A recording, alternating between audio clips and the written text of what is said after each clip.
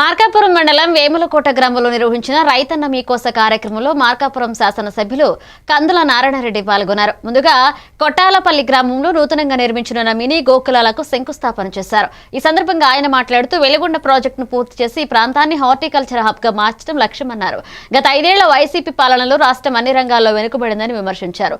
రైతులు రసాయన ఎరువుల వినియోగాన్ని తగ్గించి ప్రకృతి ఆధారిత వ్యవసాయాన్ని అవలంబించాలని సూచించారు. రైతులకు గిట్టుబాటు ధరలు, అగ్రిటెక్, ఫుడ్ ప్రాసెసింగ్ పరిశ్రమల ద్వారా ఆదాయం పెంచేందుకు ప్రభుత్వం చర్యలు తీసుకుంటుందన్నారు. కూటమి ప్రభుత్వం మాటలకే పరిమితం కాకుండా చేతల్లో చూపుతోందని, రైతులు బాగుపడితేనే రాష్ట్రం అభివృద్ధి చెందుతుందని ఎమ్మెల్యే ఆశాభావం వ్యక్తం చేశారు.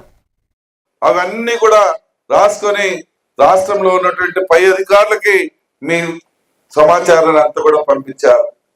ఇటీవల మన గ్రామంలో అన్ని ఇళ్ళు కూడా తిరిగితే మీరు చాలా మంది ట్రాక్టర్లు కావాలని, గొర్రెలు కావాలని, ట్రిల్లర్లు కాకపోతే నేను వేపిస్తా, రేపటి నుండి పని మొదలు పెట్టి చేపిస్తా.